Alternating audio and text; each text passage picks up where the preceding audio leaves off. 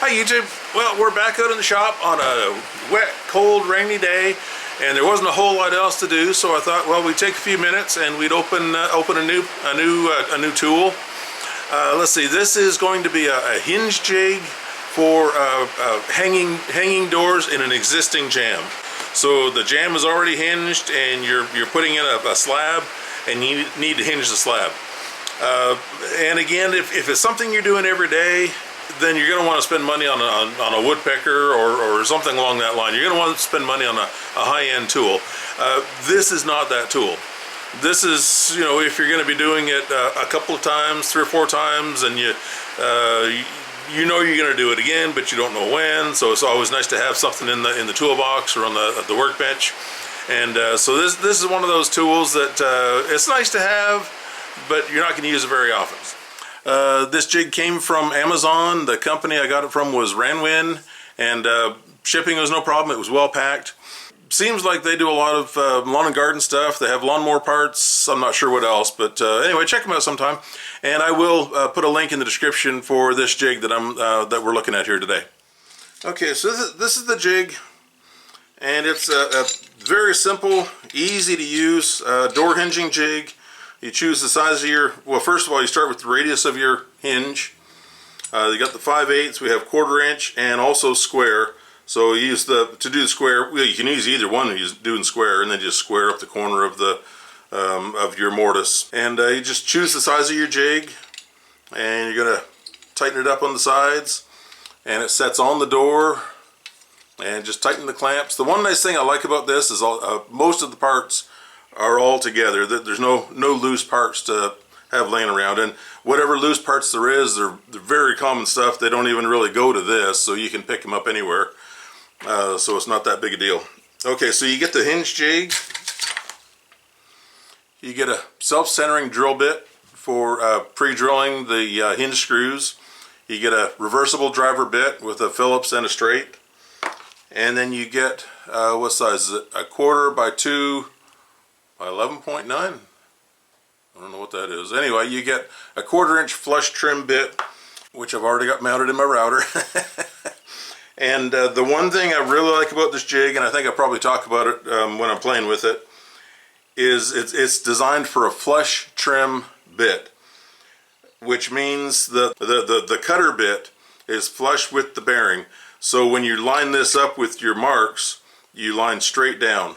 The other jig that I was using, the router bit is, the cutter is smaller than the bearing. You kind of have to eyeball to get your template exactly centered over the 2 marks, and it's a bit of a challenge trying to make sure that you've got it right, because you know, a little bit's to do with sighting. Are you straight down on it, or are you on a bit of an angle? The other problem is the screw holes, that when you screw this to mount it to your door, if you catch grain or something, you can easily move the jig just a little bit, just enough to kind of screw things up. Okay, and it also comes with a bag, a storage bag, which is nice to keep all your parts together, and an instruction book that really is more or less irrelevant, and I have no idea which side's up in the camera, but anyway, there it is. That's it. One little thing you're probably going to want to do with this jig is, at some point, these pads are screwed onto these threads. So at some point I'm going to want to cut a little hole in the center of the pad so I can put a screwdriver in and snug up that little screw, secure the pad to the clamp. Okay, so using this jig, our scenario is that we're hinging a new slab to put in an existing jamb. Now when you buy your slab, buy it unbored. You don't want the handle doorknob to be pre-bored. You want to bore it after you hang the door. So you've got a new slab, and we're going to hinge it to an existing jamb. So we're going to set the door slab into the jamb. If we need to adjust the door to fit the jamb, you do that now. If you need to shave it or cut it, whatever you have to do, make the door fit into the jamb. Then you shim it, you get all your reveals where you want them, and then you make sure that slab is nice and tight in the jamb. Excuse me, where you want it. Once you've got the slab secured in the jamb, then you transfer your hinge marks. So take take your hinge placement directly off the jamb and transfer it to the door. Do not use a tape measure. There's no reason to use a tape measure at this stage. You will end up with so many mistakes and you'll miss so many hinge lines by using a tape measure. Get the slab into the jamb, placed where you want it, nice and secure, then transfer your hinge placement. Okay, so being I'm not doing that, being we're just playing today, all I'm going to do is set a mark on the door, and then we'll just play with the hinge jig from there. Okay, so here we are on an existing door. It's just a scrap door I found outside. And we have our hinge jig. The thickness of our door is irrelevant at this point. And remember, because we set the slab into the jamb, we already know which side the hinge goes on. Because that's another easy mistake if you're not setting the door in the jamb. You get confused and forget which side you place the hinges on. And if your door is not bored, you can also put it on the wrong side. So it's always good to set it in the jamb. It cuts down on mistakes. Okay, so there's the hinge we're using. Remember, we're transferring our marks. Say I got a mark here. If I had it hung in the jamb, I'd have the other side of the hinge marked as well. But obviously we're not setting in the jamb for this. So I just want to square that off.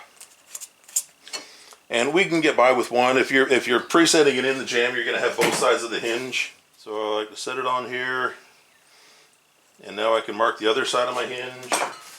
And again, normally I would take that off the jamb, but obviously we're not set in a jamb, so. And we're going to assume the barrel is on this side.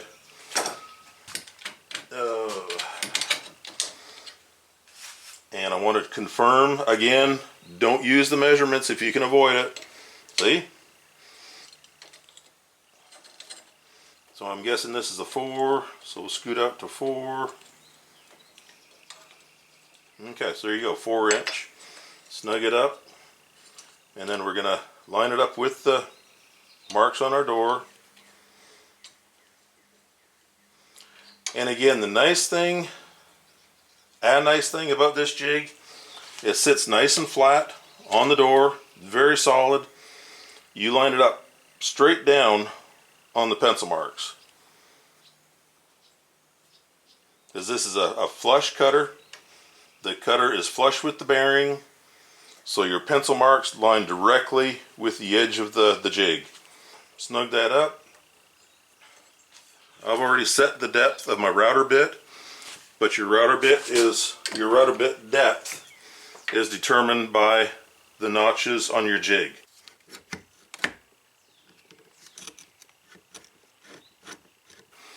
So because every router is just a little bit different, I'm not going to show you that. You'll have to figure that out on your own router. And this is a plunge router with a stop. So I'm going to plunge. Most of these small routers are not plunge. So you can set your router down in here in a little notch on either end, and then you can start it up and then make your cut.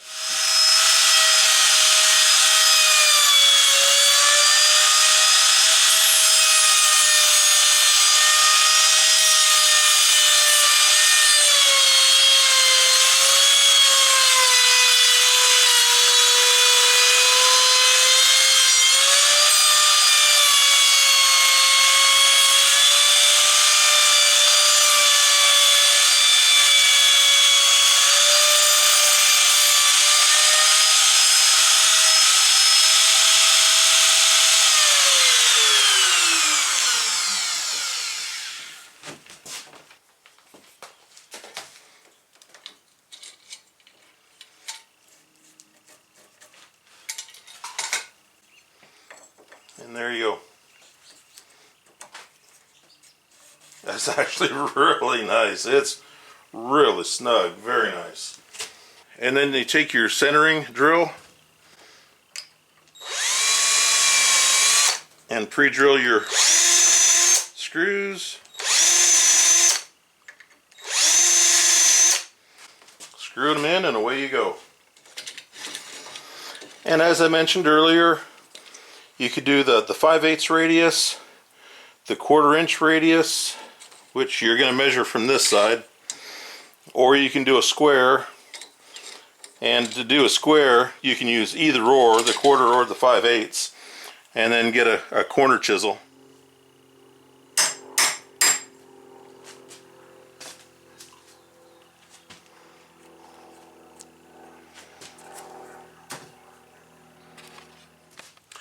Well, the rain has stopped, and I don't know if I have time to get on to another project or not. Maybe I should go in and make some dinner. I'll go see how my wife's doing.